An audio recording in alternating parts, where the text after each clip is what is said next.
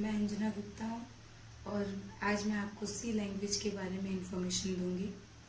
सी language जो है आ, मैंने इससे पहले भी वीडियोस बनाए हैं, तो उसमें प्रोग्रामिंग लैंग्वेज क्या है उसके बारे में बताया है। तो आज हम सी लैंग्वेज के बारे में पढ़ेंगे।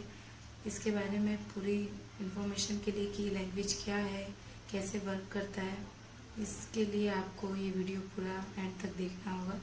तो सबसे पहले स्टार्ट करते हैं कि सी लैंग्वेज क्या है।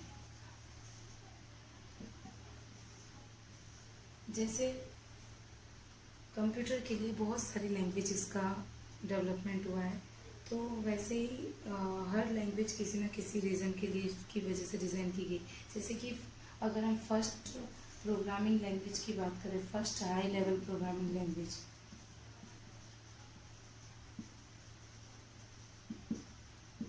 तो वो थी हमारी फोर्ट्रान,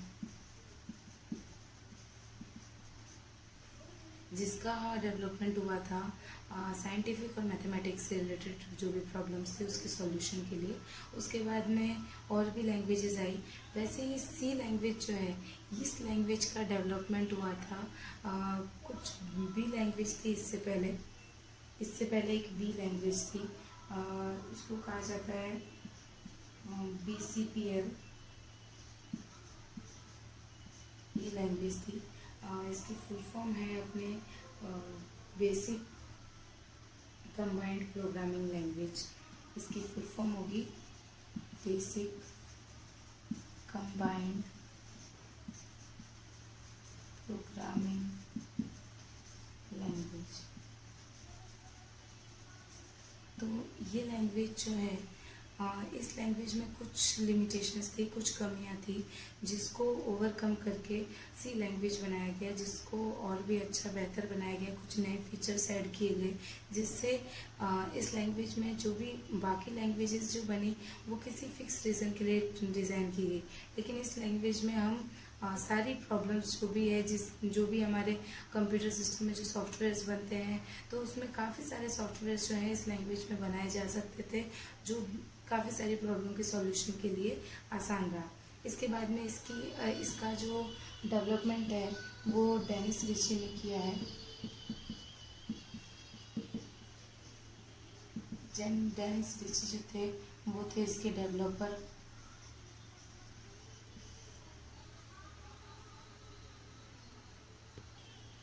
जो ये सी लैंग्वेज है, इसको जनरल पर्पस प्रोग्रामिंग लैंग्वेज इसीलिए कहा गया है ताकि जो भी हमारे जनरल जो उद्देश्य हैं, जो पर्पस है हमारे, उसको सॉल्व करने के लिए इस लैंग्वेज का यूज़ किया जा सकता था। इसके बाद में सी लैंग्वेज का जो डेवलपर है, मैंने बताया आपको डेनिस रिची है। ये डेवलप हुई थी 1972 में, और इसके डेवलपमेंट के बाद में ये कहाँ पर डेवलप हुई थी, तो ये डेवलप हुई थी बेल लेबोरेटरी में। बेल लेबोरेटरी जो थी, बेल टेलीफोन लेबोरेटरी इंडस्ट्री, यहाँ पर ये सी लैंग्वेज को डेवलप किया गया था। और ये लैंग्वेज जो है वो यूनिक्स, डॉस ऑपरेटिंग सिस्टम दोनों पे यूज़ की जा सकती थी। जैसे कि पहले जो लैंग्वेजेस आई, सबसे पहले थी मशीन लैंग्वेज। मशीन लैंग्वेज में प्रोग्राम लिखना, बनाना, सब कुछ बहुत ही, कोई भी प्रॉब्लम के सॉल्यूशन के लिए जो भी वर्क होता था वो सब बहुत ही ज़्यादा टिपिकल होता था, क्योंकि उसमें सिर्फ 0 और 1 की कोडिंग ही प्रोग्राम कंप्यूटर समझ सकता था। अपनी मशीन लैंग्वेज होती है वो है 0 एंड 1। सिर्फ इसको बाइनरी कोड भी कह सकते हैं या बाइनरी लैंग्वेज भी कह सकते हैं। तो जो हमारा मशीन लैंग्वेज थी वो 0-1 की कोडिंग काफ़ी टिपिकल होती थी। इस वजह से धीरे धीरे लैंग्वेजेस का डेवलपमेंट हुआ, और ये लैंग्वेज जो थी वो यूनिक्स, डॉस पे, और इसके अलावा और भी बहुत सारे ऑपरेटिंग सिस्टम है। आज भी ये यूज़ इजीली हम प्रोग्राम इसके रन कर सकते होते हैं, इससे सॉफ्टवेयर बनाए जा सकते हैं।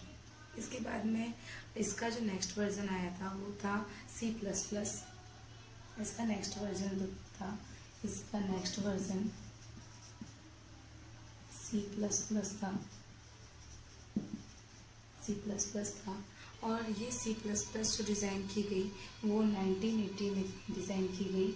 और इसके जो डेवलपर थे वो थे बजारने स्ट्रप्स। ये जो डेवलपर थे इन्होंने C++ को सी की जो लिमिटेशंस थी उसको ओवरकम करते हुए बनाया था। तो आज आपने सी लैंग्वेज का जो मेन जो इसका इंट्रोडक्शन है, जो इसका इंफॉर्मेशन है इसके बारे में कि ये कैसी लैंग्वेज है। एक इम्पॉर्टेंट थिंग कि ये प्रोसीजर ओरिएंटेड लैंग्वेज है, प्रोसीजर ओरिएंटेड प्रोग्रामिंग लैंग्वेज। एक होता है जो हमारी प्रोग्रामिंग लैंग्वेजेस है, जो हमारी प्रोग्रामिंग लैंग्वेजेस है वो उसमें कुछ उप्स पे बेस्ड है और कुछ पॉप पे बेस्ड है। It means procedure oriented programming language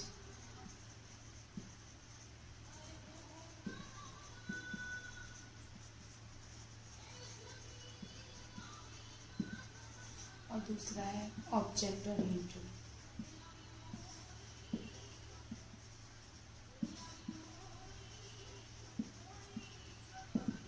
तो प्रोसीजर ओरिएंटेड जिसके अंदर पूरा प्रोग्राम प्रोसीजर्स में डिवाइड रहता है और सब कुछ प्रोसीजर के ऊपर ही बेस्ड रहता है। और जो ऑब्जेक्ट ओरिएंटेड है उसमें पूरा प्रोग्राम ऑब्जेक्ट पर बेस्ड रहता है। तो जो ये प्रोसीजर ओरिएंटेड प्रोग्रामिंग लैंग्वेज है ये है हमारा सी लैंग्वेज। और जो C++ इसका नेक्स्ट वर्जन था वो था ऑब्जेक्ट ओरिएंटेड प्रोग्रामिंग। ये दोनों प्रोग्रामिंग लैंग्वेज जो है ये इसका नेक्स्ट वर्जन है। और C++ में और भी जो भी प्रॉब्लम्स थी उन सबको ओवरकम करके सी लैंग्वेज की जो भी लिमिटेशन थी उसको ओवरकम करके बनाया गया।